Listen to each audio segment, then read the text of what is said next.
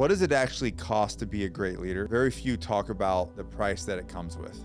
What is the price that nobody talks about? There will be people that will not like you. And not just not like you, real leaders spawn real enemies without intent. When you step into leadership and you step in fully, doesn't mean you're perfect, doesn't mean you're always right, but you're leading with integrity and intent, not perfection. If you really step into leadership, there's gonna be people that take exception to how you do it. They're gonna begin to try to assign motives to you. Then they're gonna look for proof that their motives that they've assigned are right. Will end up in misunderstandings and hatred and vitriol and personal attacks. And no leader, no good leader, I think, is an exception to this.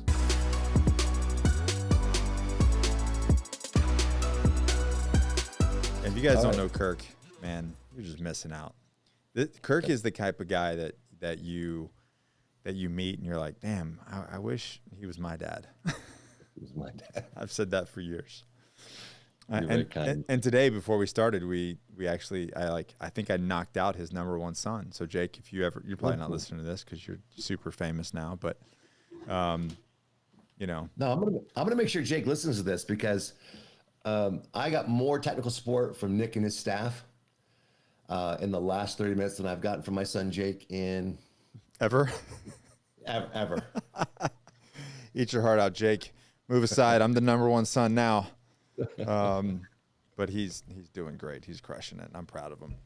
He is. I'm going up there. In fact, this next weekend. So Jake and his buddy Nate, they do a really popular podcast. I don't know if you've seen any of Jake's movie critiques. He's He's like Siskel and Ebert right now, right? And they're taking off. Yeah. So I said, well, is that going to be your side gig? And he just loves movies. He's like you. He just loves movies so much. Yeah. So I said, Jake, I said, when I come up there, so after I do this men's program, I'm going to stay an extra day, and he and I are going to do a podcast together. I'm going to be a guest on his podcast. Well, that's going to be interesting. Is it the first time? Yeah, first time. So we're going to set with all Jake's camera skills and all of his. Oh yeah, it'll look way better than what we're doing right here. Yeah. It's gonna look boss. One of these days, I want to do something with him. We'll figure it out. I know he wants to do something with me too, but one of these days, we're going to create something together. Maybe we get him out to that program in May. That should be our goal. He's too expensive at this point. Like he's no. Let's make him pay to come. That's like now you're a father. Now you get to actually do some internal work to yourself too, Jake. Yeah. Let's have a relationship. Yeah. Jake, let's come out there and let's have this experience together. All right, here we go. Okay. We're going to talk about the cost of initiative and the dark side of leadership. You ready? I'm ready. Kirk, what is the biggest leadership failure you've ever experienced? And not one you learned easily, but the one that like actually kind of broke you for a while. I didn't trust my leader, and I didn't trust myself. Tell us and about it. I can get real specific about it, but yeah, let's do it. We want the dirty emotional secrets. So we're diving fast and hard here. Okay. So the Always Forward podcast with Nick Kamalotz, we're just going to plow right into your worst moments. So I've talked to you before, but I had a mentor, Art Coombs, who invited me into an industry that I'd never been a part of, the call center industry. All these jobs are in the Philippines and India now, but back in the day, they were in rural America. And his vision was we're going to create 1,000 jobs in 2 years. And he invited me to be a part of that. I had no knowledge. He thought I had the right spirit, attitude, outlook. So he was going to teach me the stuff. And 2 years later, we did create 1,000 jobs, and I learned a lot. But some of the huge mistakes I made along the way, one was, and so this is something you talk about. One was one of my kryptonite is this imposter syndrome. Of course, yeah. So it's nice when someone wants you to be on their team. And now, mind you, I've already been in the Rangers. I've already been on a 2-year mission for my church. I've already faced rejection, and I've done hard things. Yeah. So you'd think with all that foundation that I'd be like looking at this next thing like, I got this. What are you going to give me in this workplace that's harder than what I've done? But I had never quieted the imposter syndrome voice. Mm-hmm. So the next 8 or 9 people Art hired all had 10, 15 years of experience. So now when they're talking about building up the company, they're talking so fast in a language I don't understand that this voice that I had not learned to quiet was like, Kirk, this is a huge mistake. Kirk, you're about to be revealed. Kirk, what are you doing here? Kirk, why did you agree to this? They're all going to know you're a fraud. Yeah, right? Because I don't even know what they're talking about. And I remember, I don't know if you ever had this with your dad, but when I was little, my dad would be angry with me. My throat would ball up and I'd get tears almost, but my dad would say, you better not cry. I'll give you something to cry about, kind of, right? I watch that in my son, actually. I can watch it when I get upset. This frustration. So here I am in my late 20s, sitting in my cubicle, trying not to bawl because I'm so frustrated with myself and the situation I put myself in, and this voice is just going, "You're about to be found out. You're about to be found out." And it was huge. It was huge. And then I remember I'm sitting there. We just left this meeting, and you know, well, you and Johnny, you guys have just been going balls out building Johnny Slicks. Yeah. So there's just times that you're just rushing. There's just right, especially that. So that's what was happening. So now all these smart people in the room, everyone's got yellow pads. There's so many things to do to build this company, the infrastructure, a new building, all this stuff. So who's got that? Who's got that? So I'm in the room, and so I'm like, I'll take that. I'm writing stuff on this yellow pad, Nick. I have no idea what I'm writing down. But everyone's taking things to do. There's so much to do. So I wrote down like 15 things on my yellow pad. I'm now in my cubicle looking at my yellow pad. I don't know what I've written down. I don't know. I've never used Excel spreadsheet. And 4 of my things that I volunteered to do, hey, Kirk, you can do that on Excel. I'm like, yeah, you know, just totally. So now I'm there. I'm trying not to bawl. And I feel art come to my cubicle. This would be like you coming to my cubicle, right? Yeah. Like, I want you to love me. I want you to think highly of me, right? I want you to believe in me. Right. So he's right here. He's right here. And I'm sitting there just trying to keep. And he has a presence. He definitely, yeah. So he's like, so how's it going? And I'm like, fine. You know, he can't see my face because there's no poker face here. So he goes, everything okay? Good. You know, good. And then he goes away. Well, he went away to get a chair. And then he rolls it into my cubicle. So I'm over there going, he goes, and then this was the loving cup he gave me. Yeah. He goes, what in the hell, Kirk? Why don't you trust me? I do trust you. No, you don't. Why am I arguing? What is happening right now? I'm over here just trying to hang on by my fingernails, and he's like accusing me of not trusting him. And he goes, well, no, you don't trust me. And I go, I trust you just fine. He goes, well, then what the hell are you in here? Just trying to contain all your emotions. You think I made a mistake. You think I chose the wrong guy. You don't trust that I freaking know how to pick a leader. And I'm like, what is happening right now? And he totally gives me this talking to that was not like a Marine instructor, but it was, right? Yeah. He was in my soul, in my face, with some really tough. He was trying to get me out of this dark place. Mm-hmm. He says, look, Kirk, I don't make mistakes, but you think I made a mistake. You think I chose the wrong guy. And I'm taking it personally. Yeah, in other words, you're offending me with your lack of trust. Yeah. He just flipped this whole thing. And I go, well, I do trust you. He goes, well, yeah, you're not acting like you trust me. You remember, Kirk, I told you that I knew you had no knowledge. I promised you I would teach you what you needed to know. I told you it would take time. Kirk, it's been 2 weeks. Oh, this has only been 2 weeks in. He goes, and correct me wrong, you were on the executive leadership team. You came in into the leadership team. Yeah. Right. But that's where I was sitting, but in my brain, right? Yeah. That'd be like me showing up, right? You and your Marines over there in Kafar, wherever the heck you are, and I'm like the new guy, you right? Yeah. We're going to embed this journalist with you guys. Don't get him killed. Right. So I just was so clueless. So, and they had all the industry language. They had all the acronyms. They had everything. So I always felt so inadequate. And so he just gave me this talking to, and I was like, he goes, so what's got to happen here, Kirk, is I've got to be the best leader and the best teacher I've ever been. Because I promised you I would teach you the stuff. And I keep my promises, Kirk. Do you? But what do you say? You say all progress starts by telling the truth. That's what you say. And Right. that's where he wanted to start. He was bringing me back to the truth. And the truth was, yeah, you're stupid. Yeah, you have no experience.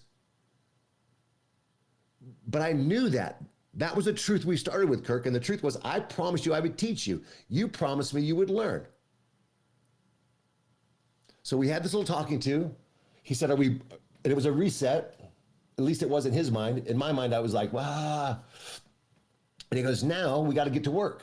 He said, because all those people in there saw you write all these things down. Do you even know what you wrote down, Kirk? And I go, no. so the next thing he did, see, this is it. So reprove betimes, the scripture kind of goes, reprove betimes with sharpness. This is from my faith tradition. Reprove betimes with sharpness, but afterwards show an increase of love. And sharpness doesn't mean that I'm really going to dig into your soul. Sharpness means to be very specific about the feedback you're getting. Here's what you did wrong. Here is what we need to work on. Mm-hmm. And then afterwards, show an increase of love. So then he says, so he was really sharp with me, really called me out of my shit, and then said, okay, now we got to get to work. We got to work on two things. One, me teaching you stuff. Two, this list of stuff you wrote down in front of everybody that you said you were going to get done. Because everyone in the room is going to get their list done. And we're moving really, really fast right now to build this company. And so he talked me through my 15 things, and he taught me how to delegate. He said, you need to delegate these. These three can only be done by Keith Barr. Mm-hmm. Here's how you delegate the things from your list to the CIO. Here's the language you use. We role played it. These two come to me. I got these two. You delegate these to me. Here's what you need to ask me to do. And then I report back to you when it's done. In the meeting, you report that it's done. These four are all Excel. You don't know Excel. Okay. Ronnie knows Excel. You go find Ronnie and have him teach you how to use Excel, because these four things, you need to learn Excel, Kirk. That's the M16 of our business. So he taught me through my list, and then he was gone. And here's the raw thing, Nick. This would happen at least 3 more times over the next year. It was like I'm the slowest learner ever, right? Because I would get in my own head, and if you don't learn how to quiet that lying, trashy bitch voice, it will undermine your confidence, which will undermine everything. Absolutely. And one of the truths is you spend more time. One of the truths that you didn't bring up is you were hired for a very specific purpose because you have a very unique ability, and you just kind of forgot about all that.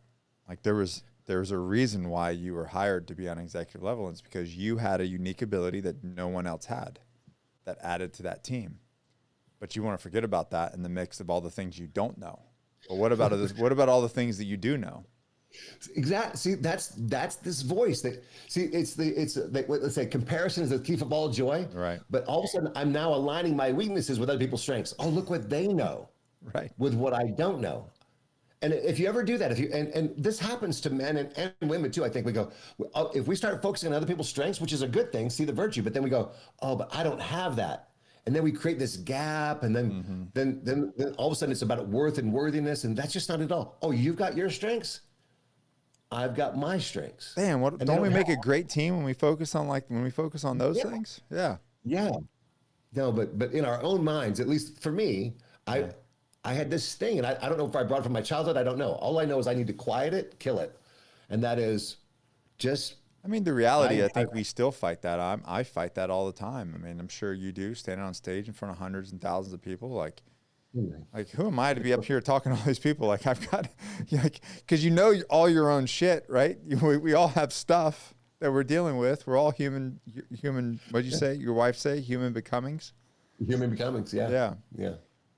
Okay, so did that answer your question or come close? Come close. How long did it take you to in that environment to quiet that voice and really start to kind of feel more confident in that position? I think it was just a journey. I don't know that there was a day that we checked the box. I just think I got better over time. Yeah. But here's the thing that I've learned about me. So you get better, you think, okay, I finally get this thing done. But as soon as you change environments, it's all over again. It's like you're naked and afraid again, right? I'm Right. like, wait a minute. And but again, Art taught me this. He says, Kirk, he said, when there's massive change going on, people get scared and uncomfortable. Mm-hmm. He said, because they begin focusing on all the things that they're uncertain of. Yeah. He said, I like to just focus on what are the things changing in all this change. Yeah. Well, your skill set, your knowledge, your history, all the, well, what's your history? Well, I've done hard things, right? Oh, okay. So focus on the things that, oh, these are the things that aren't changing. And I've got a huge network of friends. And you know, I've got some guys in my foxhole. Yeah, definitely. Yeah.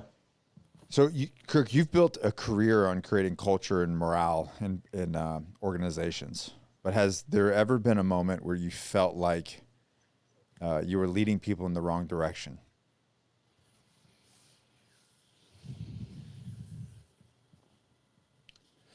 Yes. So,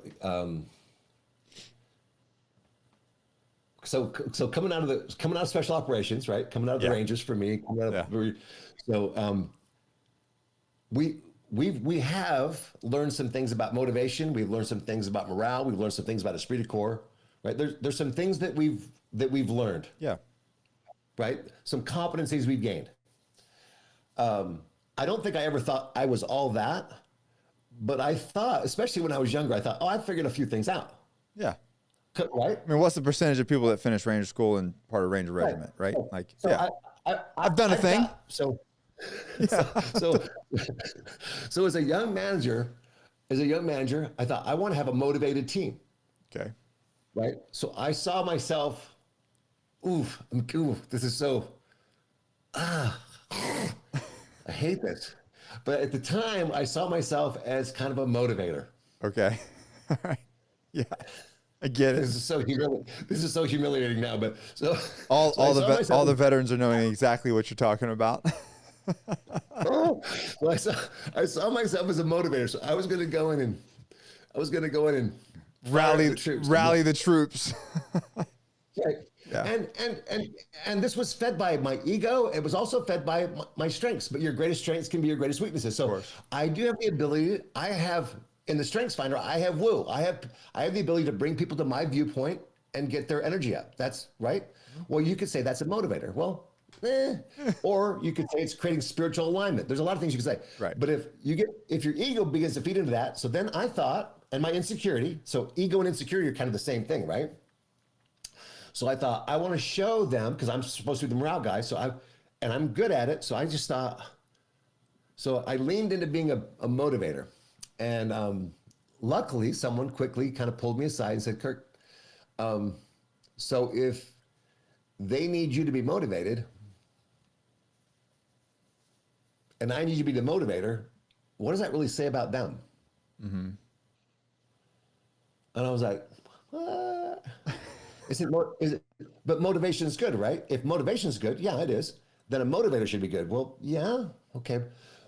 So I began to do some research on motivation because I was getting some counsel. And the truth is, and this is the truth is, if I treat you like you need me to be your motivator, I'm actually conditioning you to wait for me to show up to give you some cheering. Oof. Yep. And that's not who I want to be, and that's not how I want to show up. The real research on motivation says motivation has to come from within. It has to be, we have to nurture a self-starting spirit, right? The best that we as leaders can do is give people fuel for their own fire, but they got to show up with the fire. Whereas I'll be in charge of my motivation, my energy, you be in charge of yours. I'll try not to dim you down and freaking snuff you out. Same thing with all of us. Right. Somewhere in there where there's going to be bad days and hard days, but overall, your job, your responsibility is for your own energy, your own motivation, your own spirit. And coming at it from that way, I'm learning some things about motivation, and please forgive me. I never intended to communicate that I didn't think you could do this yourself. That's the same concept of, it's the same thing as teach a man to fish. Exactly. It's the same exact thing. It is. And so then you're like, oh, and then you're kind of like, oh, I was doing that. But again, it's well intended. I don't think there's any, I don't think I need to self-shame, and I don't think anyone else who's been caught up in that needs to self-shame. We just need to go, oh, there's a better way. Yeah. And I'm grateful that I had someone to say, hey, Kirk, and there's another way to look at this, and maybe you should take a look. And then being humble enough to say, okay, yeah. And then I was with a group in Charlottesville this last weekend. And just being raw and just say, hey, I'm sorry. I'm sorry. We were doing this group activity. There was about 100 and something construction guys in the room. They were pavers. They did roads and paving things, right? So a lot. So we were doing this exercise. We were doing the tower exercise. Okay. They wanted to do that, but there was one table that wasn't participating. I mean, they wouldn't even unwrap their blocks, right, to lean in. So the whole room is going, and these guys are just resisting. And I just walked up to the table and I said, listen, I said, we're all men in here. I said, let's confront the brutally honest facts. I said, you guys are being absolutely pathetic. Which we've done some things together that we've had to deal with those situations before. No. Yeah. I said, not only that, I said, one of you at this table is holding back all of you. And the rest of you at the table are allowing that person to hold you back. If they don't want to play, if they think they're too good or too busy or too whatever to do what the entire rest of your team is doing, then you need to figure that out, own that. I said, I'm not here to persuade it. I'm just as a guest. Yeah. I said, and just to think about how you're treating me as a guest is absolutely freaking unreal to me. I said, but the way you're treating each other and the way you're treating your team right now, you guys got to own that and you need to fix it. I can't spend time babysitting this table. Right. I said, we're men. And I just walked away. Now, Blair, the owner of the company, she was one table away. And I said, I just talked to this group. They're being a bunch of a-holes. And she goes, of our 10 worst employees, 5 of them are at that table. She says, say whatever you want. Why does it always end up that way? Do you notice how they find each other? Yeah, they find each other, and they just hold each other back. They are the crabs in the bottom of the bucket, making sure no one gets out. No one's getting out. Yeah. No one gets out alive. But at the same time, afterwards, the leader of that group came up to me after the whole thing was over, and we chatted for 20 minutes. And I knew it was his way of saying, you're all right. Like I needed his approval. Right.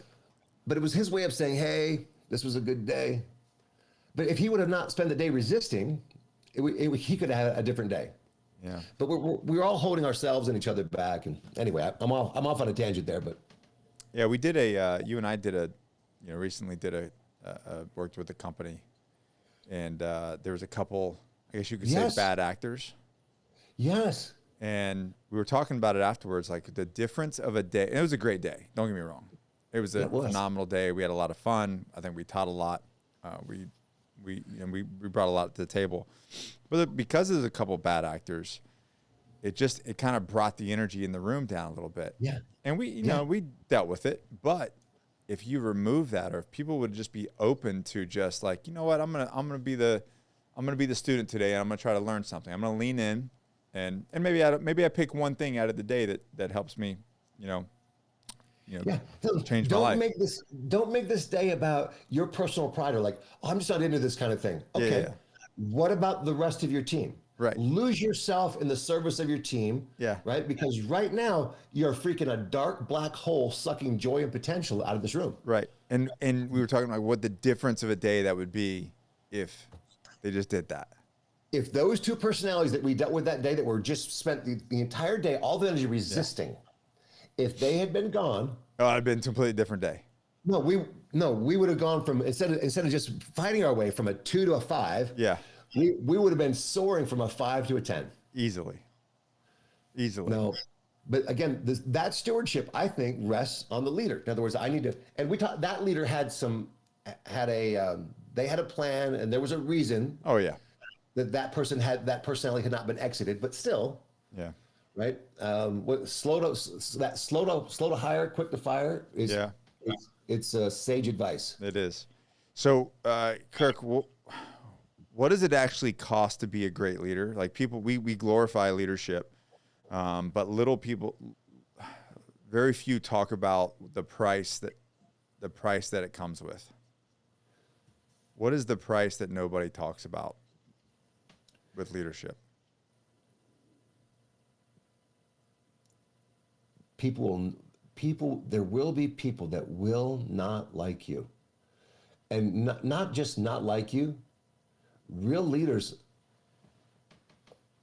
spawn real enemies for some, and without intent. When you step into leadership and you step in fully, it doesn't mean you're perfect, doesn't mean you're always right, but you're leading with integrity and intent, not perfection. If you really step into leadership, there's going to be people that take exception to how you do it. They're going to begin to try to assign motives to you. Then they're going to look for proof that their motives that they've assigned are right, and land up in misunderstandings and hatred and vitriol and personal attacks. And no good leader, I think, is an exception to this. Immune to that? Immune to it, no. Yeah. I remember, of course, but at the same time, we're people. We want to be liked. We want to be understood. We don't want to be misunderstood. And we don't especially if integrity. especially if you're leading from a place of integrity and positive intent. You're like, what's the problem here? I just want you to win. I just want you to win. Yeah. Yeah. No, and yeah. But for me, a couple lessons I've learned, or so far anyway. I want to say I haven't arrived, but in my world, let's pretend I'm going to do a breakout session in Las Vegas. I'll be doing, before I come to your program in May, I'll be at a program in Vegas where I'm emceeing, but I'm also doing a couple sessions.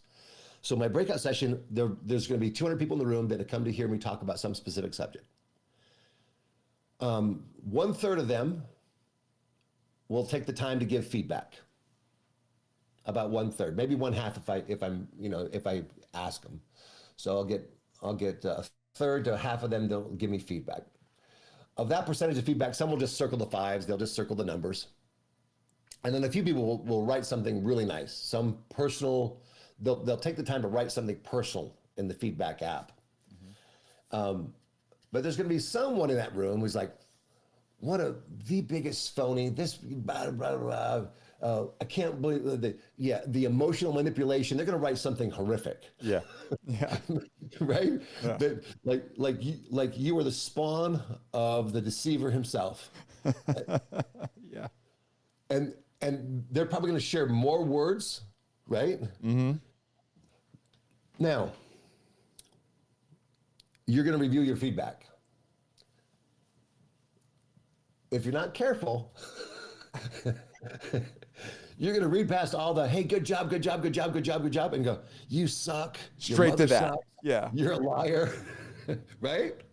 You're a liar. You probably voted for Trump. I mean, right? They're just going to, right? They just, right? There was a time, 10 years ago, 15, I don't know, 20 years ago, I would have spent more time, I would have rented more space to that one person than to the 99.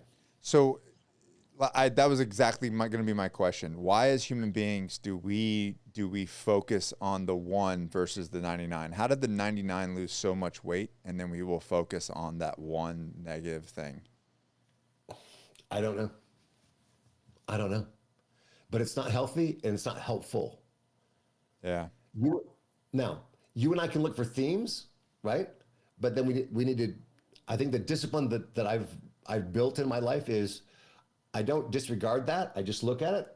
I give it the weight that it deserves. Right? And then I don't carry it with me anymore. Yeah, same. But there was a time I carried it. So, same. You watched me carry it. Like when that, you were with me when all that started. When that started to happen to me in 2016, it was like,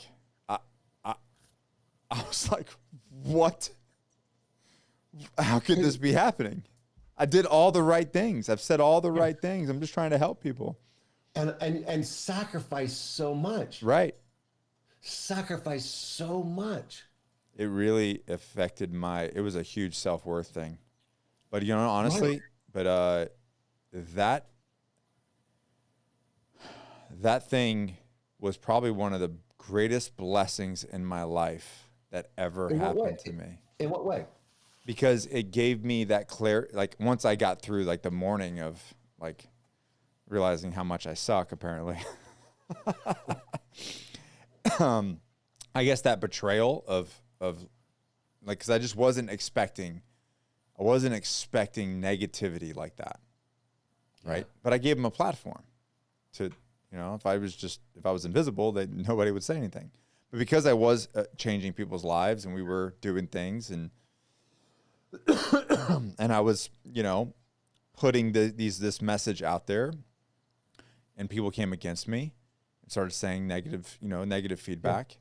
Yeah. It did affect my confidence and self-worth for a period of time. And then I realized, if I did everything the right way and I did it with positive intent and they're going to say something negative anyway, well, then I'll just do whatever I want to do.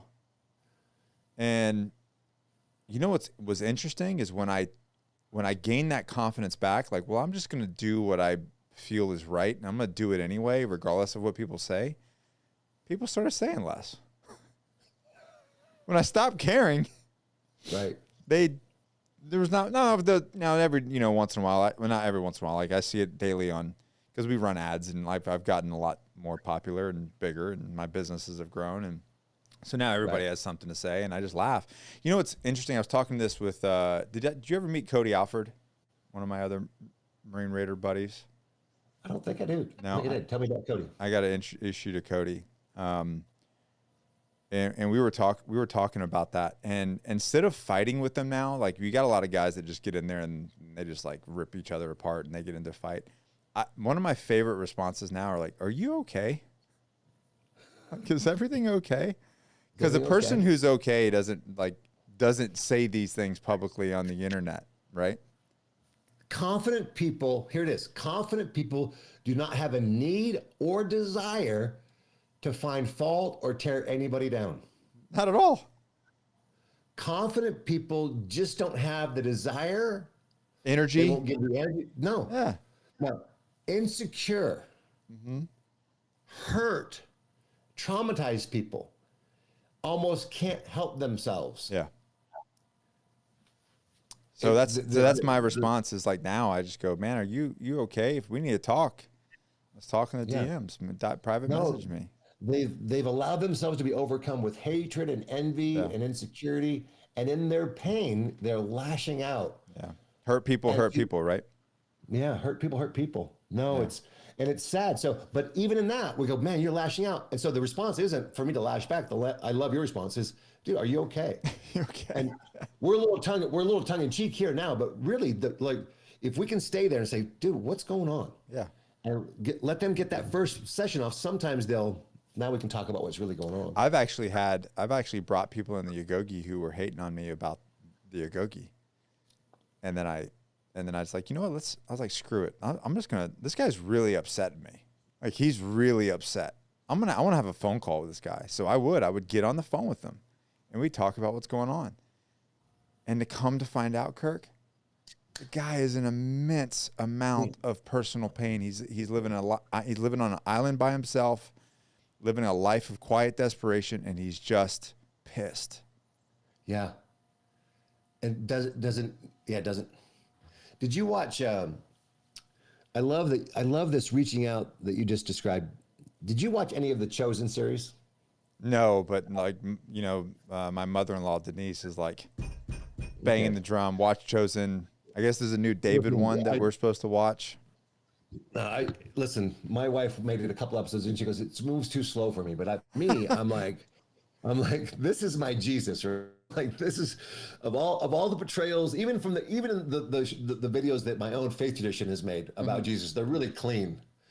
The Chosen is pretty raw, right? So you're saying that's a show for me then? Yeah, the apostles are bickering and nitpicking at each other, and they don't like each other, and they're like, and they're worrying about, hey, who's going to sit closest to Jesus? They're all kind of vying for it, and he's over there going, geez, they just won't get it, At one point, but it's just like us, right? We're like, I want to follow Nick, but then I'm over here nitpicky about something that that's not part of our community. I know, Right. but I brought it with me. I brought it with me from our, so, but I was rewatching an episode yesterday, and it was the one where it tells the biblical story about if a person compels you to go with them a mile, go with them twain, go with them two. Yeah. So by law, it shows this beautiful scene. So by law, if the Romans came across you as a Jew, they could say, drop your stuff, carry my gear. Because every Roman had their armor, their helmet, and all their gear. And so now you got to lay down your stuff, pick up the Romans' gear, and walk with them 1 mile. So here's Jesus with his people. They're trying to get somewhere. They now have to lay their stuff by the side of the road. Anybody could steal this stuff.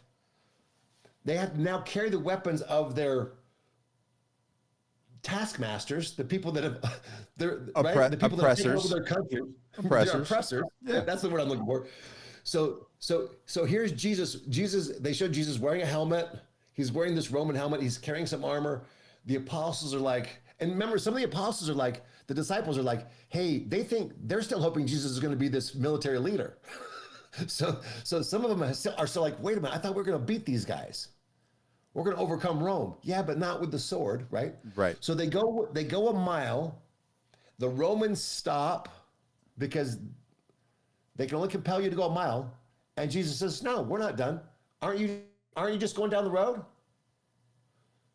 And the Roman guy goes, yeah. So then they start walking again, and all the disciples are like, oh, Jesus is just stepping out. So how the director depicts this, which moved me, was as they're going a little bit farther, without being put out, without all the energy that they had in the first mile from some of the disciples, the Roman soldiers are kind of like, hey, let me get that. And they start taking their stuff back. And by the time they get there, they've taken almost everything off of Jesus and his disciples. They were moved by this unresenting act of service. Mm-hmm. You reaching out to this person who was hating on you, you reaching out and saying, hey, dude, what's going on? What's up? And all of a sudden they're like, well, I can't hate you anymore. You're, because I in my mind, I construed that you're this way. Right. But that's not the way you're acting. And I don't know how to respond to this. And so, they didn't know how to respond to this willing servitude. It was no, Nick, I'm telling you what, it'll nurture a little inner light in your life. That's true. It's, I tell all my friends, that's my Jesus. Of all the things we imagine when we read scripture, we watch other things, I'm like, nah, this is my Jesus because he's relatable to me. Right. Kirk, in your mission and what you do in your profession now and have for decades, can we say decades now, or is that? No, we can say it. I'm 60. So we can say decades. You've been doing this for decades. You talk about cultural warriors. Yeah. What happens when people around you don't buy into this mission, this baloney that you're selling them, and how do you handle that as a leader? Because I've watched it happen with you, and I'm curious to know. Being on a team, if somebody's trying to bring culture into a company, we have a good culture here at Johnny Slicks. Yes, you do. We got a culture in the Agoge. We have a culture in Core Medical Group. Like, we have to create culture within these brands, right? It changes the way that we operate. It changes the way that team members buy in. But what happens when you got a guy that's just not buying in, and how do you handle that as a leader? I got the answer. You hire Kirk Weisler, and he comes in and he does it all. Does all his magic. Well, we start with the mistakes. So there's this ideal thing. The ideal thing is the culture persuades and invites, and also helps people exit because they just don't feel comfortable in the culture. And I think you have that. Yeah.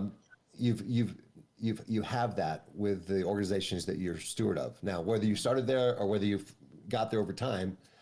At the same time, I think you'd probably say, there's people that we hung on to too long because we thought our culture will eventually change their. I'm the number one person that's horrible with that because I believe in people so much. And real quick, let me touch on that because I think it's a really important thing. And a good friend of mine, Tom DeBlas, brought it. We had this conversation about it as well, and sometimes I have this ability. One of my unique abilities is seeing the best in people and seeing what their potential is. I really do. I just have this. I'm like, oh, this guy's great. He could soar if he got out of his own way. If he put all his bad habits and all his trauma and all his bullshit aside. So the problem is if you see the greatness in people, and you see what their potential is, but they don't see it and they're not willing to rise to it, they will end up resenting you for that. And that's been my personal, observances. I'll hold on to people for a little bit too long because I'm like, man, you're great. You just he's just about to turn the corner. She's just about there. Yeah. And they self-sabotage and they can't get out of their own way. Which we understand because we've been there too. So which causes us to also, they just need a little more time. Because that's what I needed, Yeah. So I don't think there's I don't think there's a clear formula that says this many days, this many hours, this many minutes of chance of time. I think this is a thing that most leaders struggle with. I think in a similar way that you have this gift to be able to see people's potential, some leaders seem to have this intuitive gift how to quickly let somebody go. Yeah, that's not. So me. that might be a skill that they have or that they're a little farther down the road, but it's a skill we all need to move towards. And I don't know that my stories would be any different from yours. I just think I love people. I think I'm a good coach. I think I'm a good leader. I think I'm a good listener. I think I'm a good encourager. I think people can turn it around. I believe in the power of change because I've witnessed it in so many people. I think people truly can change. I don't think I can be charged with it. He erred on the side of getting rid of somebody too quickly. I don't think there's any evidence that will convict us of that. Yeah. What's been great in our team is we utilize the people analyzer now and it's all based off the core values. And then you have kind of like a 3-strike rule. It's like, hey, listen, you're not living up to the core values. Here's why. It's all very factional. So it makes it very logistical and fact-based and you take a lot of the emotion out of it. And then So this comes right back to your question. So the question is, how do we get there? And as a cultural consultant, I encourage people to do exactly what you do. But the more clarity we can create around here's our core values, and they can't be words. They've got to be what you guys do, which is here's what the word says, here's what it means, here's what it looks like, here's how we behave it. Right. Okay, here's the other core value. Here's what it looks like, here's what it means. Here's how we live it. Here's how we behave it. So in that situation that just happened, let's look at our core values. What was missing? Well, what were the core values about this one? Okay, did we live it? Did we behave it? No, we didn't. What? Oh, it was because I was being selfish. It was because I was self-absorbed. It was because I was running late. And it was because I was running late, I compromised this core value, which impacted this core value. Okay, well, do we see it clearly for what it is? Yeah. So what can we do to avoid that? Now we're having a discussion that's no one feels attacked. We're kind of side by side looking at the situation, looking at our core values and evaluating our behavior in that situation. That's where I can self-exit. I don't know if I can live up to this standard. I don't know that I want to. And I'm not a bad person. I don't have to they just couldn't make the cut with us. No, they didn't align. And that's fine. And a lot of times they'll walk themselves out. Yeah, they'll walk themselves out. Yeah. And it's been really good for us. And we have a thing, you either coach up or you coach out. I love that. Yeah. So what's a moment where you looked around and thought, I don't know if I can keep doing this? And then what pulled you out of it mentally? Nick Kumalatzos. There's been a few moments over the course of 25 years. So 25 years with no business plan, 25 years of just word of mouth referral work. So for me, when it's December, I want to have enough people that have hired me next year that I've got about $80,000 on the books. Because I know we could probably squeeze by on that. And I'm going to book programs during the year. So if I can, in December, if in the next year I've already got $80,000 worth of programs booked, I've got this many speeches, this many training programs booked, woohoo! And then more will come from that. Yeah. more will come. Yeah. But if it's December and there's not, and you're like, then that little voice like, oh, what if no one calls? What if COVID happens again? So there's moments where you're like, where there's an empty month or two and you're like, oh, that's because there's nothing booked, but there's going to be burn. There's going to be some cash burn because you got 6 kids. Yeah. And so you're like, so the uncertainty of entrepreneurism, the uncertainty of that can weigh on you sometimes. And then, and all the guy stuff, because the guys are trying to figure it all out, right? Right. Trying to show up for the family, trying to make sure not only do we pay the bills, but there's some recreation stuff in there, all the stuff that families want to do. So then you kind of go, you know what? I just don't want to worry about it. Maybe I should just get a job at a corporation.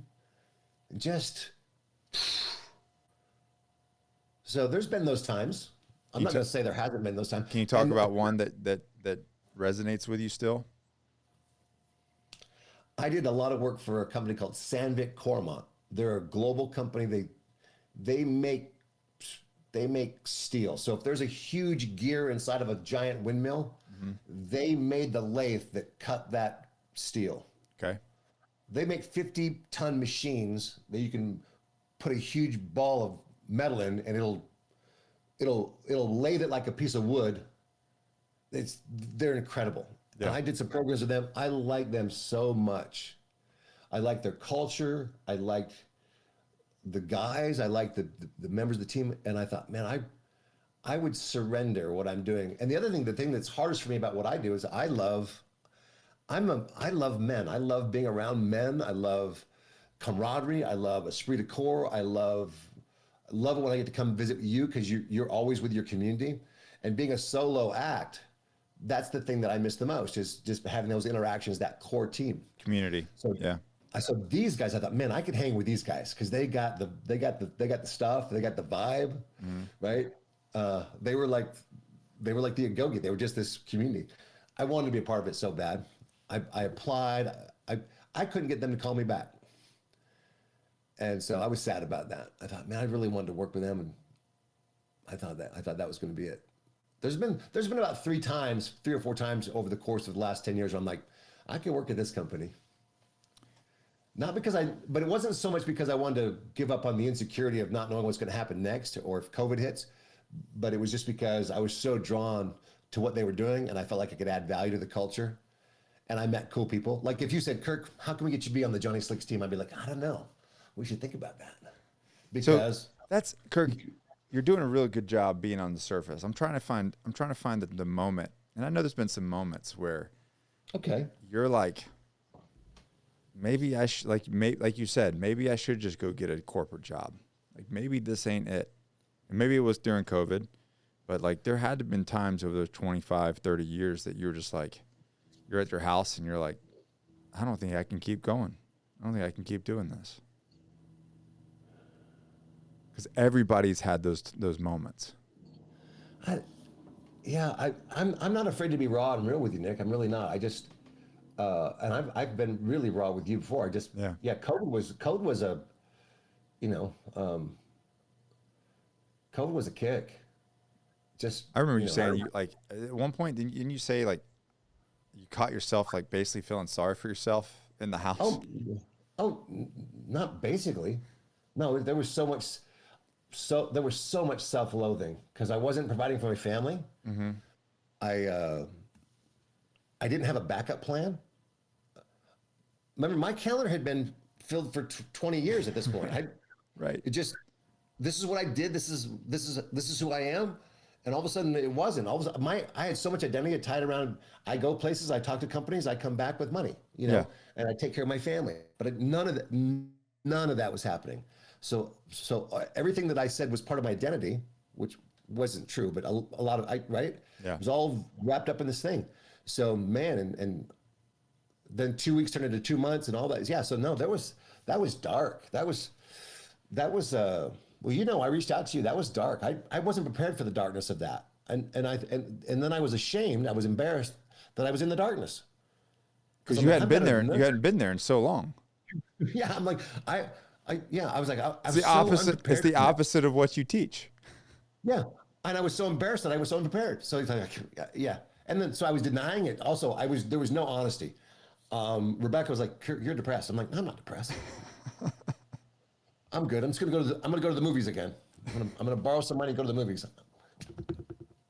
I'll take the kids." So when did you realize that you were in that place, and what did you do to pull yourself out of it?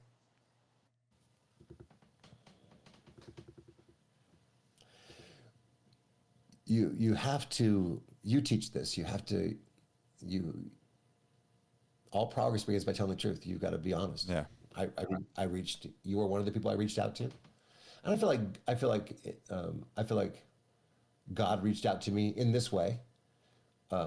I told you this story. This guy shows up in my front yard, and he gets out of his truck, and he's from the church congregation I used to be a part of, and he just was thinking about me, so he popped by. He looked really good, and I was like, "Man, you look really good."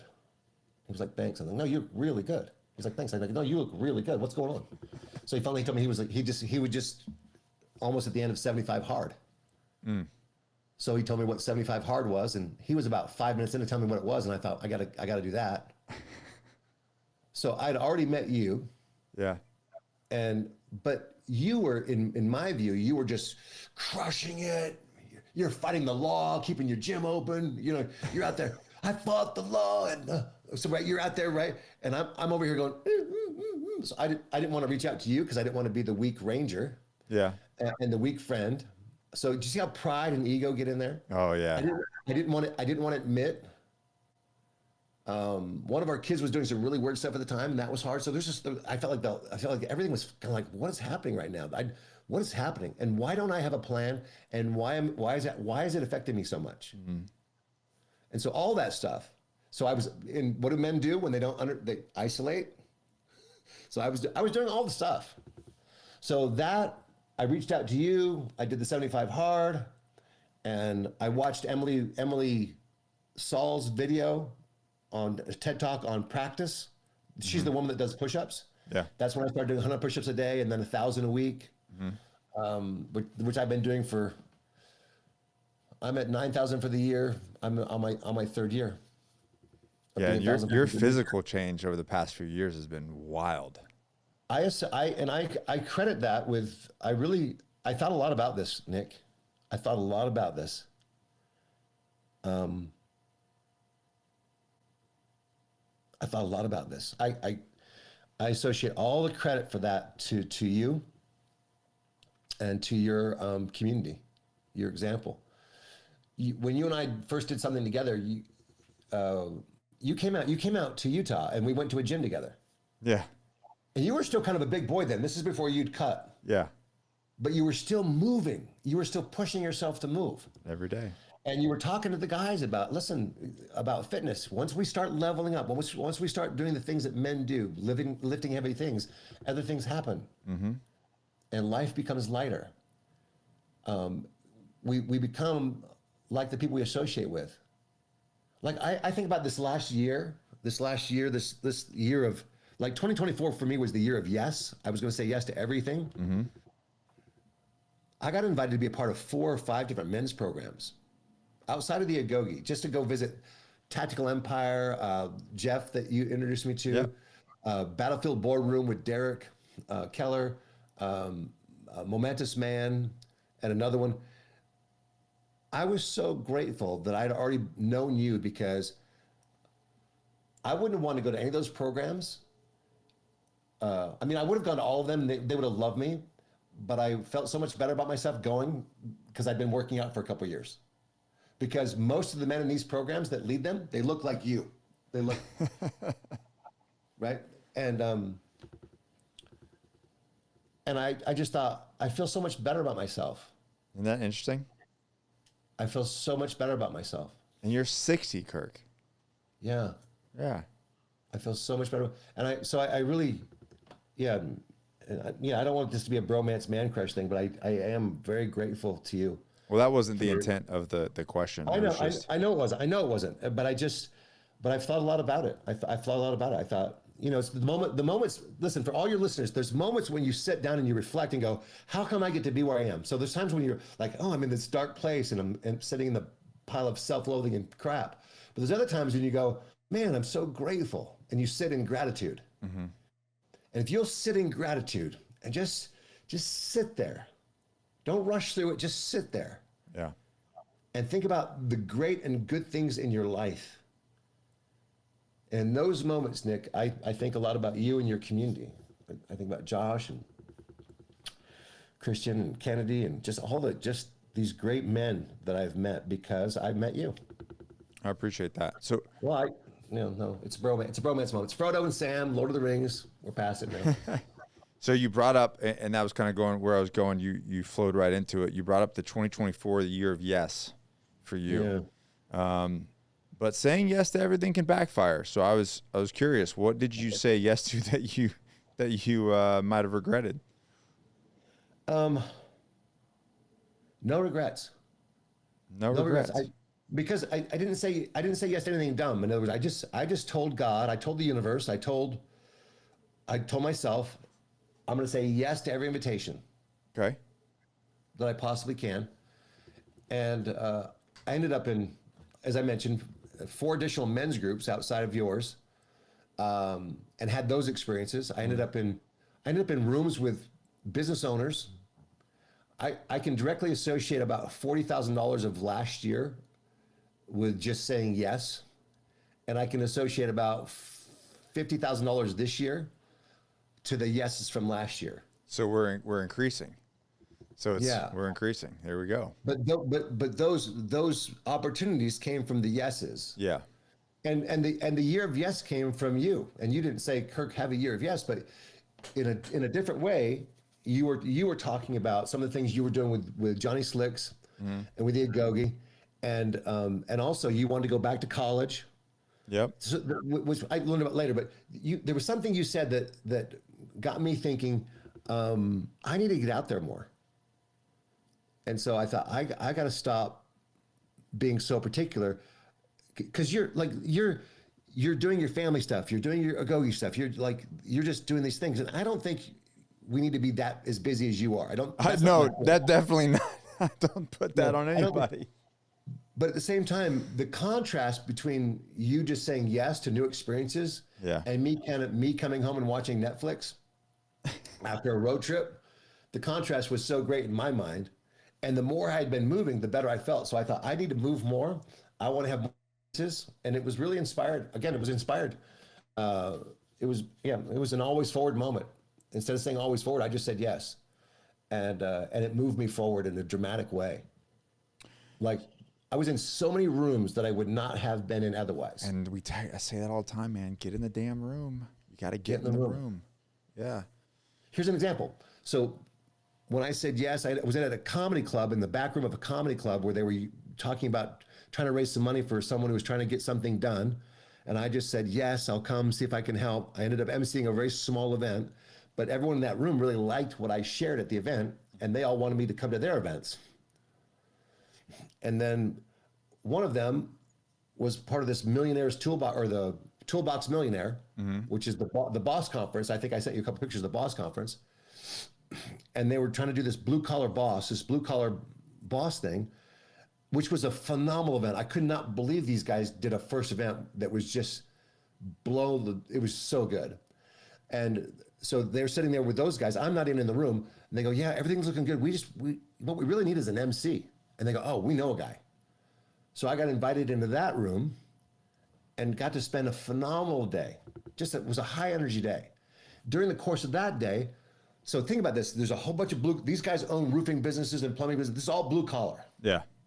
Blue collar boss, right? This is Toolbox Millionaire. So this first guy gets up, he's spending 20 minutes, like a TED Talk. He gets up, and I kid you not, he was Nick Kumalazos. He was your spirit twin. He was your spirit freaking doppelganger. He got up there and says, he said, I worked for 4 years on my business. He said, I made this amount of revenue. He said, but I made this amount of wage. He said, I'm busting my ass for $30,000 a year. I'm about to quit. But instead I end up hiring a coach. So I get this coach, and he's like, okay, we're going to turn this thing around. He said, the first thing we got to do is we got to drop about 100 pounds. He says, because I cannot introduce you to anybody in my network because you don't look like you care about yourself? How can I Bingo. trust you to care about how can I trust you to care about my business? Nailed it. And so here he was on the stage, and so then he showed a picture of himself. He looked like pre Cano, Yeah. right? Big, sloppy, ugly. Yeah. And he said by my 8th month in the gym, I had already tripled my annual revenues in my business. Weird how that happens, huh? Nick, the entire day was echoes of that theme. But who introduced me to that theme? You did. Well, So everywhere I go now, that theme is just on fire. And these men, as they level up themselves by going fitness, family, finances, all this stuff levels up. Yeah. They all talked about their marriage being in disarray or divorce. The themes were there. I felt like I was on an Agoge call. you have to master yourself, man. That's Yeah. number one. You have to master yourself. But that room, I can tie everything back to my year of yes. I can tie. It just blew my tree up. It just blew this. It just opened so many doors and avenues by just saying yes. If you could go back to January 2024, what's one piece of advice before starting this? What would it be? If you could give Kirk one piece of advice before starting 2024, the year of yes, what would it be?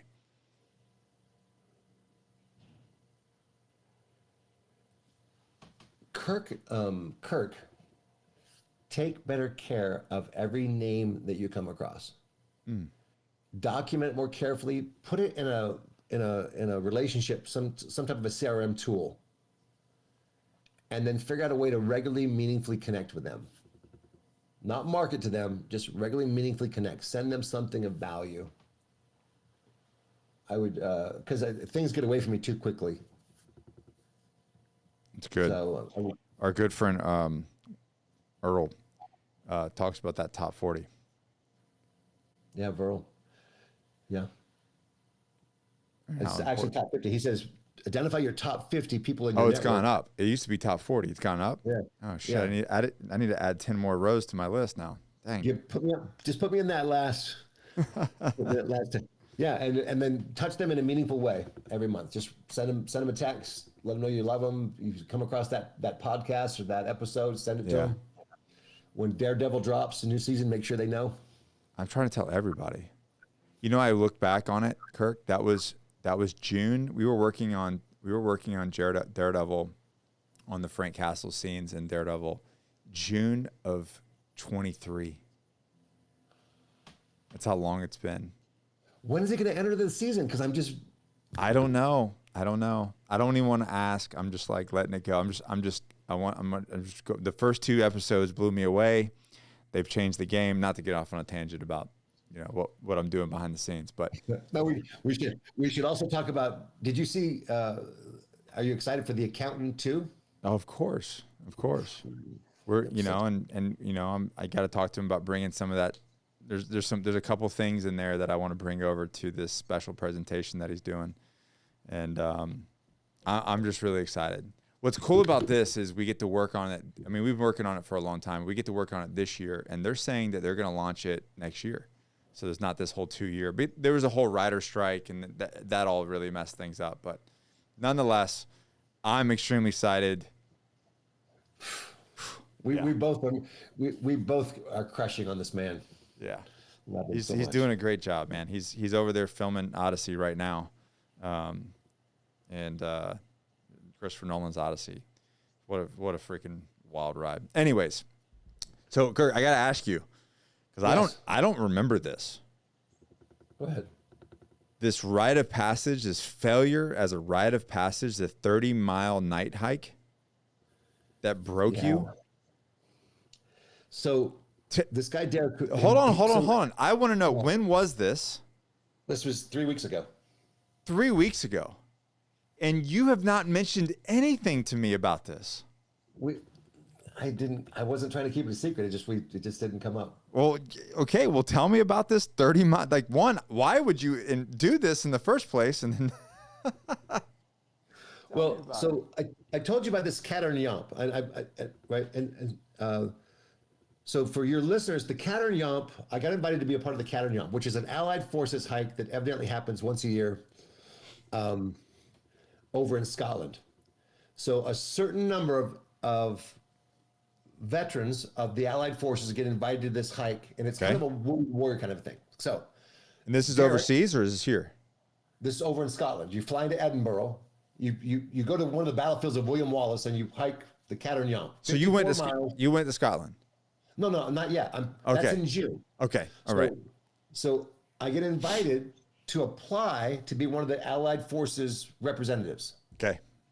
So the whole thing starts, it's a whole week, and you start in DC at the British Embassy, then you go over there and you do those 54 miles in 24 hours is the thing.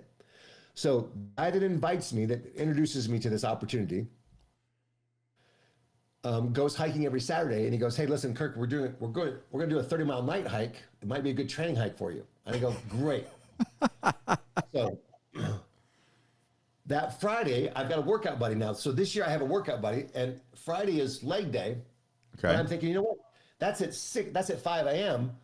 This is 6 p.m. Yeah, I'll be a little whatever, but I'm good. Yeah. So we meet 6 p.m. We got a little rucksacks on. We got all of our water. Mm-hmm. We high five, and me and these 3 other guys, we start hiking down the National Trail south of Chandler. 15 miles out, 15 miles back. And so we stop occasionally, we get some drink, whatever. It's about midnight now, and I'm like, man, my back is locking up. I'm starting to walk funny. And you know when you start walking funny, then your whole body goes, yeah. And so I'm like, oh, there's no way I'm going to go 30. There's no way. And how far in are you at this point? We're at, I'm probably 10, 11 miles. Okay. So, and I'm walking funny. Like my legs starting to twist, and my hips are now hurting because I'm trying to, and so it's not happening. Yeah. So I don't want to be that guy. At the same time, I don't have to, I've put the shame worry to bed. This is practical at this point. Mm-hmm. So Derek goes, "Hey Kirk, how's it going?" Check in. I go, "It's not going good." I said, "I don't want to be that guy, but I'm that guy. So point me to the road. I'll catch an Uber back to my car. I don't want to disrupt your hike." He goes, "Well, that's not how we're gonna do this." He said, "We're gonna go down. We're gonna get a telegraph. We're gonna go down. We can match the road there. We'll get you an Uber back to the car. Then we'll go up and finish our hike."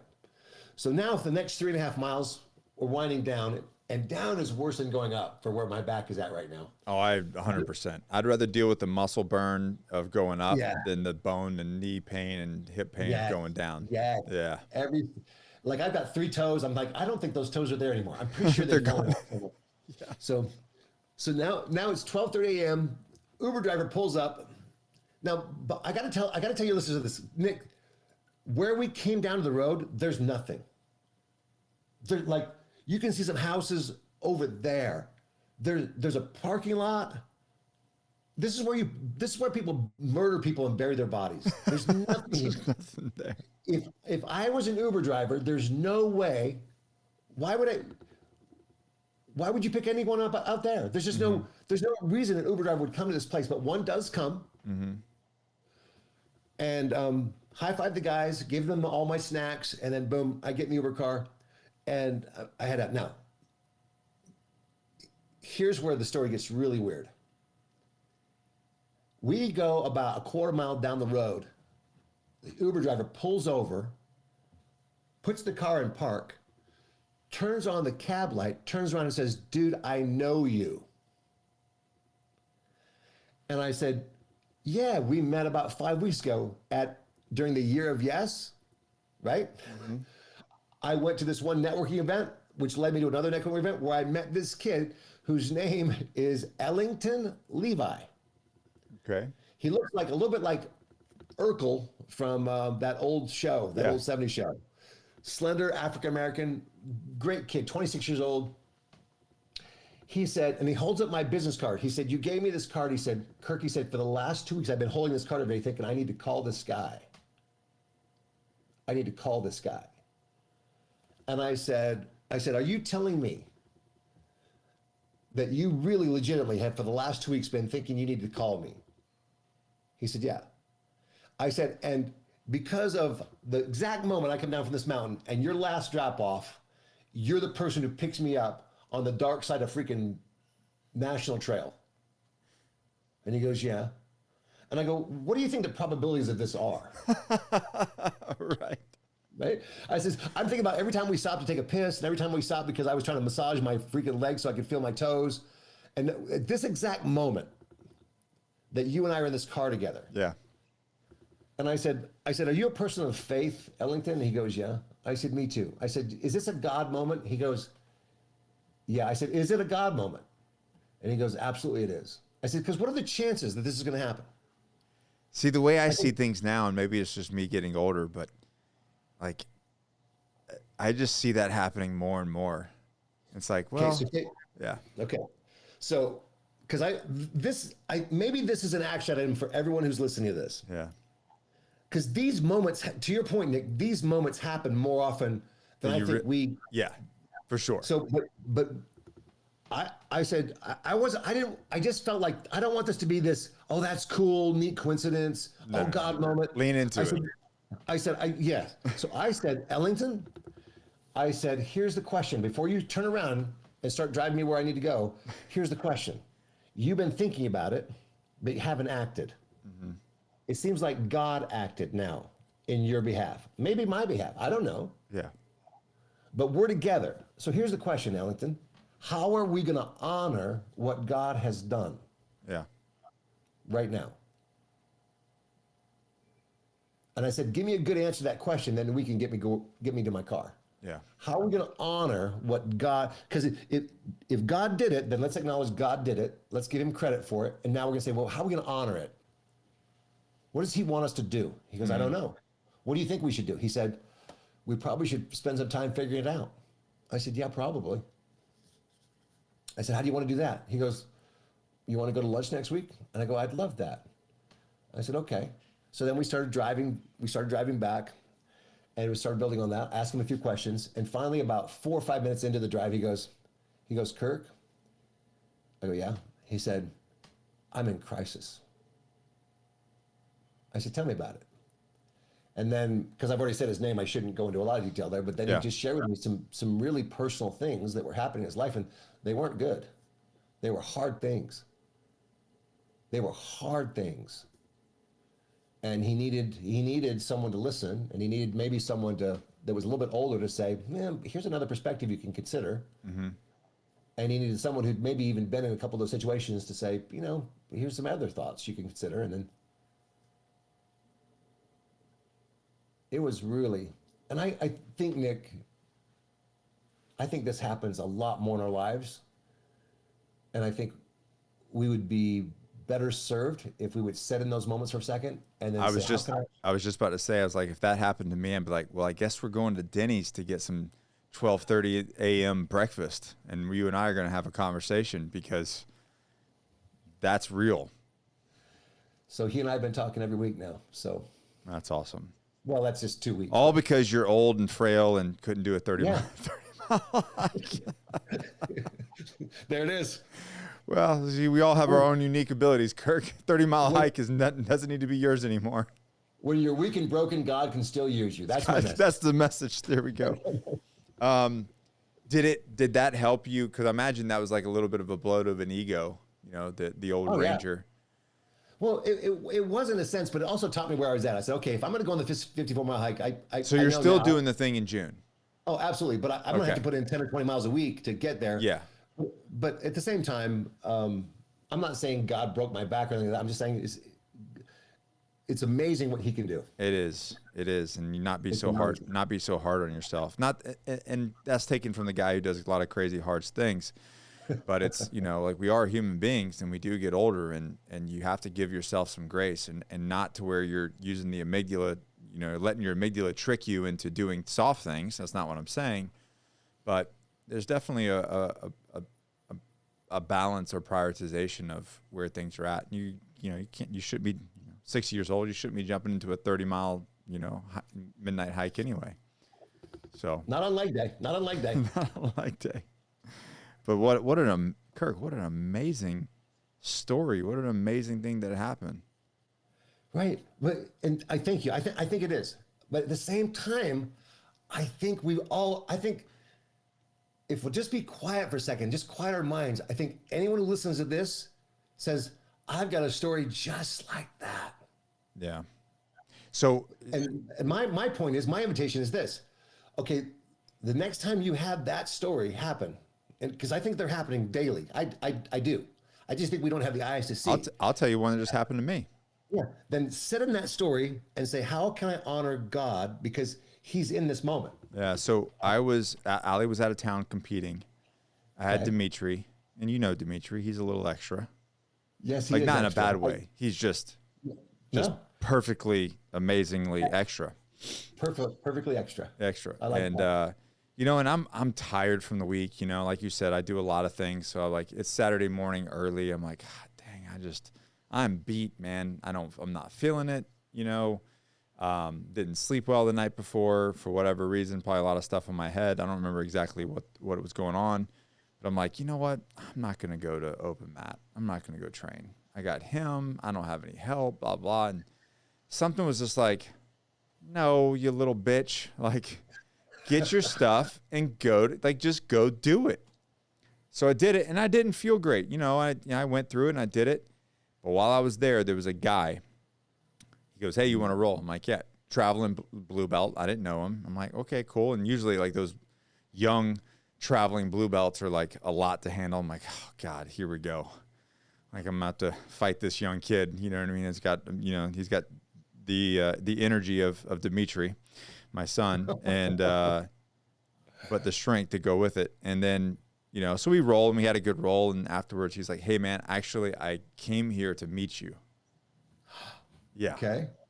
And his name's Pat. And he was traveling back. He doesn't even live here. He knew we had open mat. He knew I trained there. And he was traveling back from, I want to say Florida, Louisiana, coming back to it. He lives in Raleigh.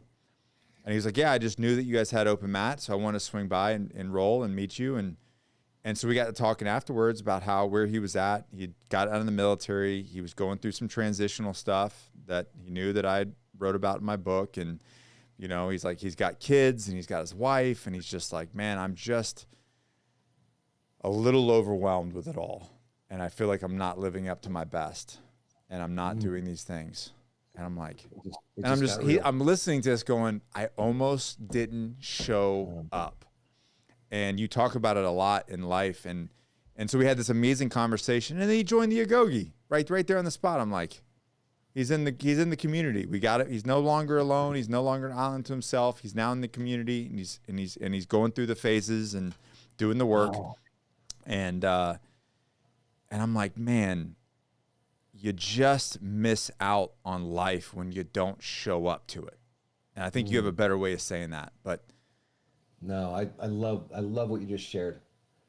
I love what you just said. No, I didn't feel like it.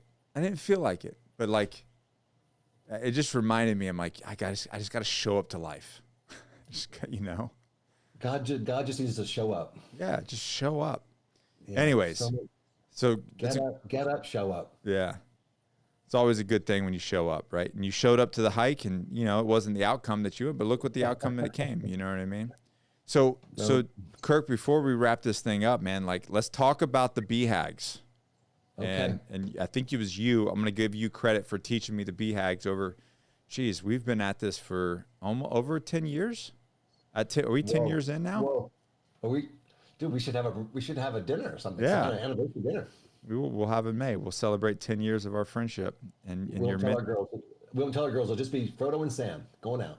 Oh, well, I'm gonna do like more sauna. We're gonna do some more hard stuff. You know, meat over the grill with Josh. But yeah. So let's talk about what the BHAGs are for 2025. The BHAGs, the big hairy audacious goals for this year. Yeah. In fact, this week I'll be ordering my first 6 to 10 pair of socks for the launch of Walkie Your Talkie socks. So Walkie Talkie socks. And for those that don't know, this has only been like a 10-year. I think he told me about this 10 years ago. Hey, we're talking about what we're doing this year. Okay. Yeah, Kirk's been talking about it for a long time, but Nick said, well, you know, what if we actually walked your talk? Okay, so what you did what the whole company was talking about. Okay, so 3 books.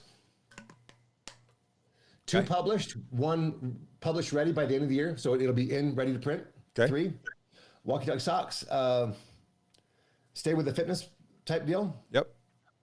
Redo the website. Mm-hmm. Haven't done that yet, but I've got pages of notes, but just got to, there's a lot to do there still. But Yeah, of course.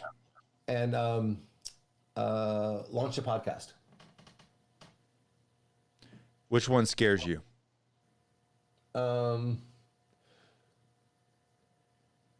The podcast is kind of still cycling my brain. It just keeps changing forms, and I'm just not sure what to do with it. Yeah, but what's ones?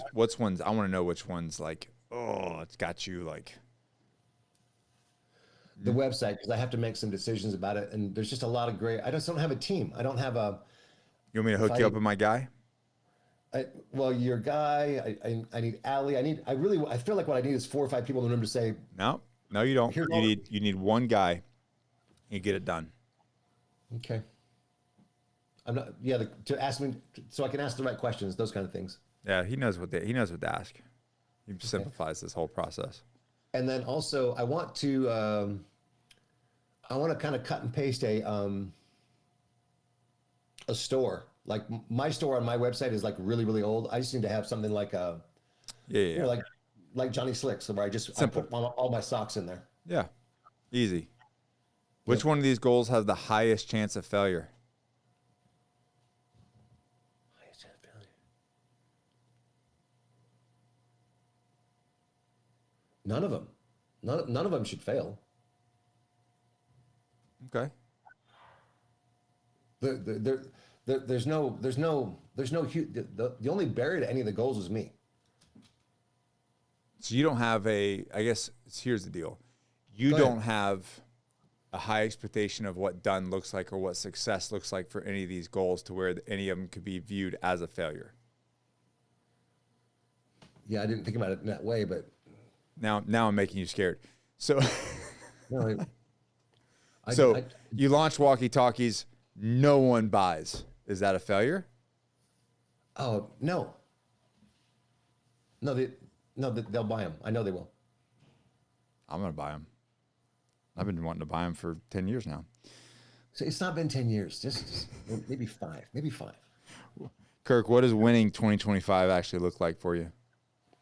All those BHAGs done, all of them Just done, completed. done, completed. That's awesome. Because if the website is done and it says what I need it to say, then my speaking fee just quadrupled. Yeah, I want to work on. We're gonna get on the side on that because I want that to happen. Yep. What's a BHAG you've set in the past? Not these, in the past that you've completely bombed. Just completely bombed. And then what did that teach you? Okay, so the website has been bombing for 5 years, maybe 6.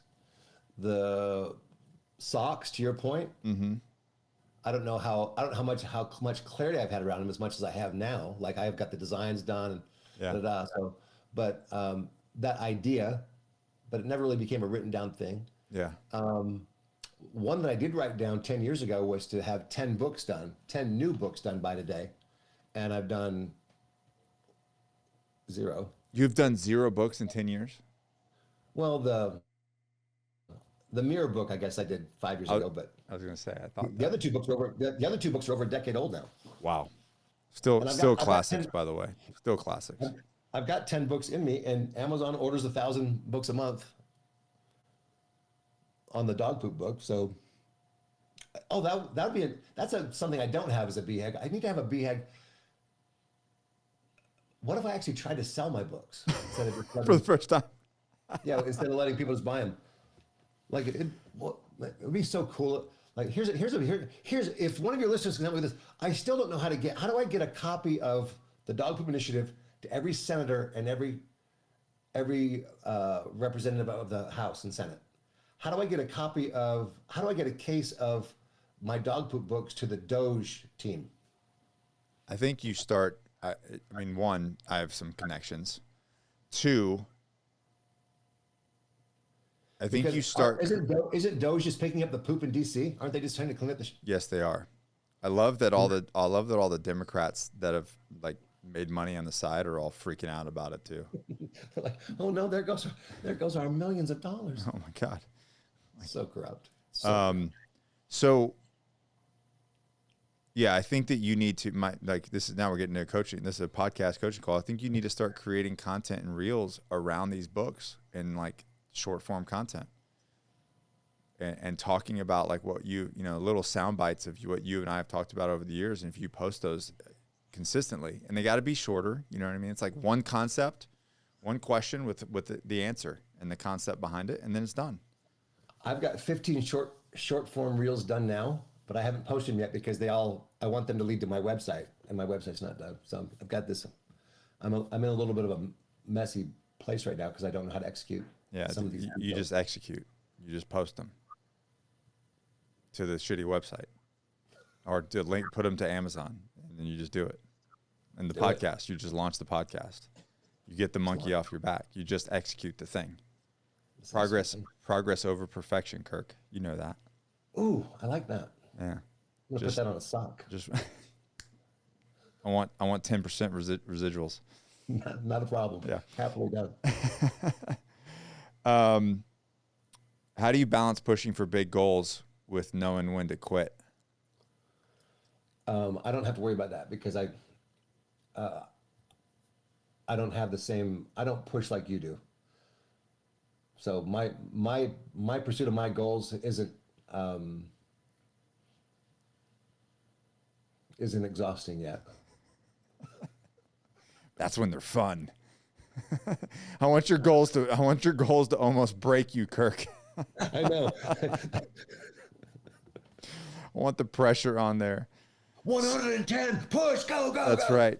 So all right. So moving forward, we got some good BHAGs. You're going to June. In June, you're going to Scotland to do this thing. What's it called? The Caterin Yomp. The Caterin Yomp. Caterin Yomp.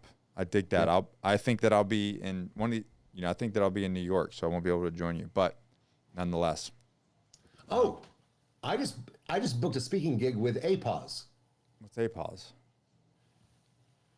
Association of Professional Animal Waste Specialists. There's so many professional poop scoopers. Oh my God, are you joking? In America, they have their own annual conference, and guess who the keynote speaker is going to be? I'm guessing they bought some books. That's amazing. That's amazing. I hired a pooper scooper. I got to give him your book. I'll give him a signed copy of your book. I should have one. I should have one somewhere. Scooper dude. Well, Kirk, man, we went over. I appreciate you. This always one hell of a conversation with you, man. And I love that you're out there just hitting insane goals. 6 years old, getting jacked and ripped, doing cold plunges, serving humanity, raising your kids. I guess your kids are raising you now. Yeah, most of them, at least Joseph, right? So since I met you, Nick, and you that on that beach house when we got in the ice thing, my very first cold plunge in the world was with Nick Kumalatzos and 9 or 10 pretty jacked men that had a lot of body ink and a lot of freaking muscle mass, and then there was me, the old guy. Since that time, I've now been in plunge experiences in rivers, streams, with I'm at over 160 different men. That's awesome. In different programs, in different places. And that's how many plunge experiences I've had with different individuals. And you even got young men showing up to the house doing them with you now, right? Yeah, I've got people coming over to the house, young men, football players, and the amount of community. I'm sure there's a lot of health benefits and all the stuff they say about that, but for me, the relationship benefits of a cold plunge have just been amazing. Yeah, it's true. Because of the conversation that it brings about. So before we go, let me ask you this. Yeah. If there's one thing a guy listening today needs to hear before this episode ends from you, what is it?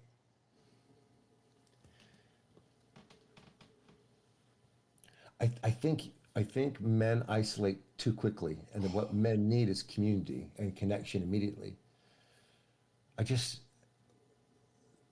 when you're by yourself, that destructive voice, just my workout buddy this morning, he said, Kirk, he said, can I ask you something? And every day we lift weights, we also lay something down. It's just the most amazing thing.